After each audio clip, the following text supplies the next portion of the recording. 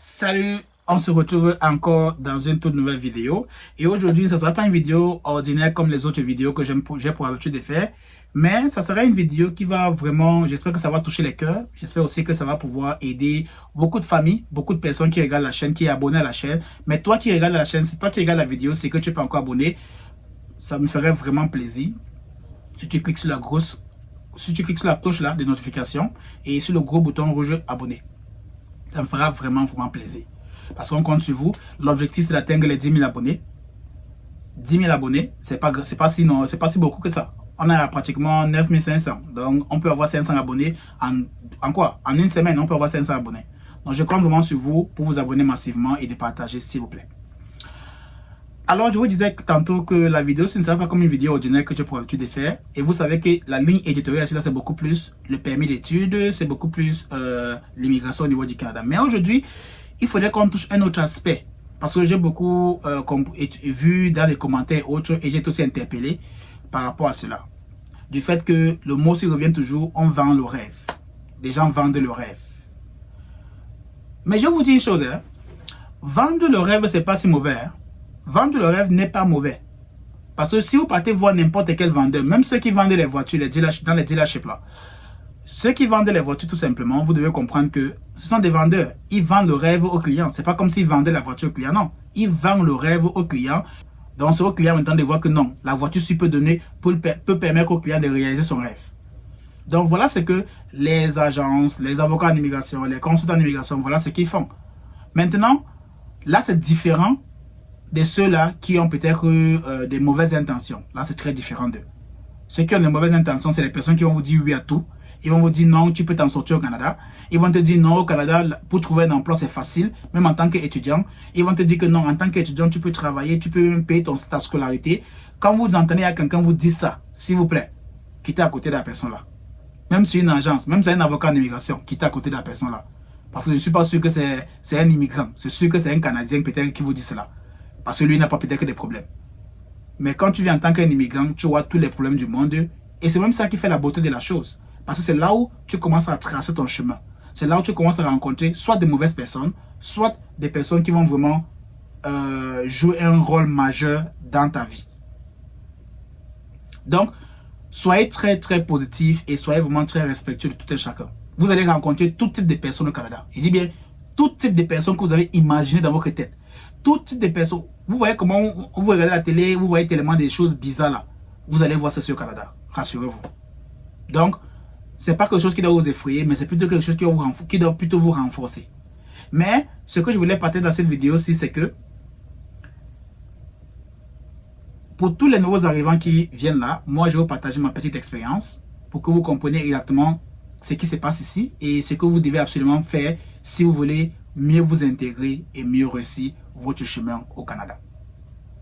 La première des choses que je vais vous dire ici, c'est quoi? C'est que avant de venir au Canada, le processus là, ça veut dire, tu es au collège par exemple, ton enfant au collège, parce que c'est pas l'enfant qui a payé la scolarité, c'est les parents. Ton enfant est au collège et ton enfant voit ses amis en train de voyager et il te vient à la maison dire que papa, maman, j'ai envie de voyager, mon ami vient de partir au Canada. Comme c'est actuellement, c'est à la mode maintenant si. Et tu dis, va prendre les informations. Tout ce qu'il a fait, c'est prendre les informations. Il ne veut pas savoir que non, il passe seulement prendre les informations là. Quand il vient te donner, toi l'adulte qui va payer la scolarité, toi le parent là qui va payer la scolarité, pose les bonnes questions. Le parent qui va payer la scolarité, c'est à toi de poser les bonnes questions. Soit tu prends tes deux pieds, tu pars directement voir la personne qui a de l'information à l'enfant là, tu poses les questions. L'enfant va venir étudier au niveau du Canada. Je veux que l'enfant étudie au Canada dans tel domaine. Quel est le meilleur programme d'études ou bien le meilleur programme qui permet à ce que l'enfant, après ses études, pourra obtenir une résidence permanente ou bien même obtenir ou bien être dans un emploi ou bien obtenir un emploi qui pourra permettre à l'enfant d'obtenir sa résidence permanente. Parce que mon objectif de dépenser des millions, c'est que à la fin, l'enfant puisse être permanent au Canada. Ça, c'est les questions que vous, parents, qui envoyez vos enfants, devez poser à tous ceux qui traitent leur dossier. Et quand cela est fait, la personne là est obligée de vous expliquer les différentes étapes.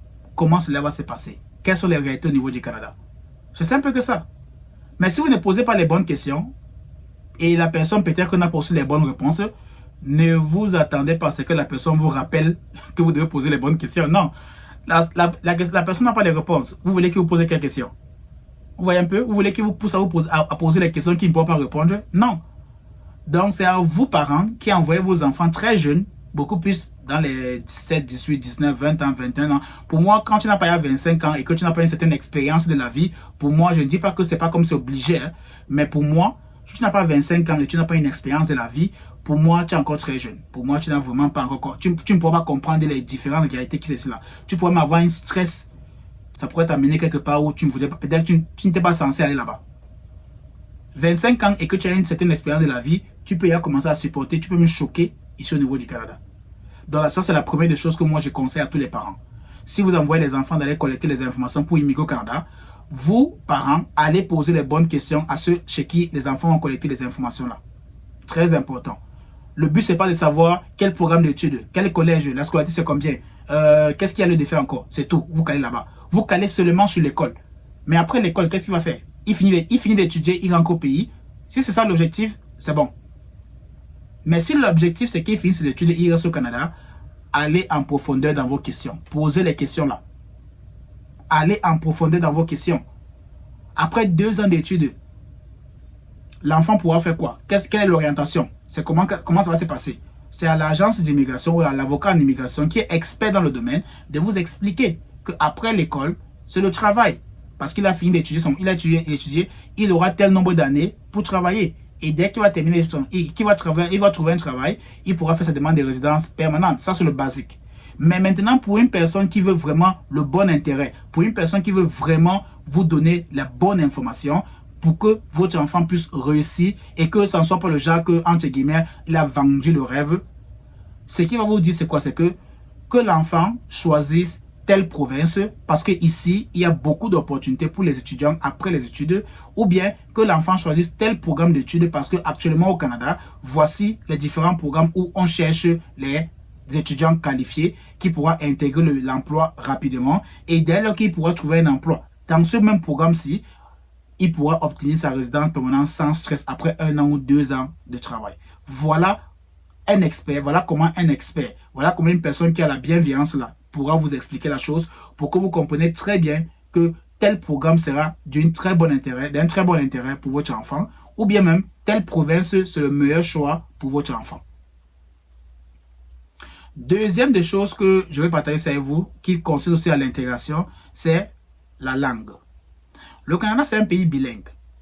Et si vous voulez avoir les meilleures opportunités et le plus rapidement que possible, quand je parle rapidement, je m'adresse surtout aux nouveaux arrivants là. Si vous voulez obtenir un emploi dans les premiers mois que vous êtes arrivé au Canada, le bilinguisme, c'est l'atout majeur. Si vous voulez avoir votre premier emploi dans les premiers mois que vous venez d'arriver là, en 1 mois, 2 mois, 3 mois là, le bilinguisme, c'est l'atout majeur. Si vous êtes bilingue et que vous vivez peut-être à l'extérieur du Québec, par exemple, rassurez-vous, l'emploi ne sera pas un gros problème pour vous. Mais si vous parlez seulement une seule langue, vous allez bagarrer avec tous les centaines et milliers de personnes qui parlent aussi la même langue que vous. Et peut-être que c'est là où vous allez commencer à dire que c'est trop dur, on m'a vendu le rêve, c'est pas ce que je voulais, c'est pas ce que non. Vous voyez un peu? Donc le bilinguisme sera l'atout majeur parce que les langues officielles au Canada, c'est l'anglais et le français. J'espère que vous avez bien compris. Moi, j'ai fait ma part. Et après ça, maintenant, c'est à chacun de faire ce qui convient. Tout simplement. Troisième chose que je vais parler aussi en ce qui concerne l'intégration quand vous allez arriver au Canada ou bien si vous espérez venir au niveau du Canada, c'est le fait que vous devez soit choisir des provinces qui pourront apporter un plus dans votre chemin d'immigration, de choisir une communauté qui pourra apporter un plus dans votre cheminement de résidence permanente, autre. Qu'est-ce que je dis par là? Quand vous faites le choix de venir dans une province, ou bien de choisir n'importe quelle province, parce que pour vous, vous voulez quitter votre pays pour venir étudier au niveau du Canada, ou bien vous voulez seulement monter dans l'avion. Vous voulez seulement qu'on comprenne que j'ai pris l'avion, j'ai atterri, je suis content, ici au Canada, ici, là. Ok, Prenez n'importe quelle province.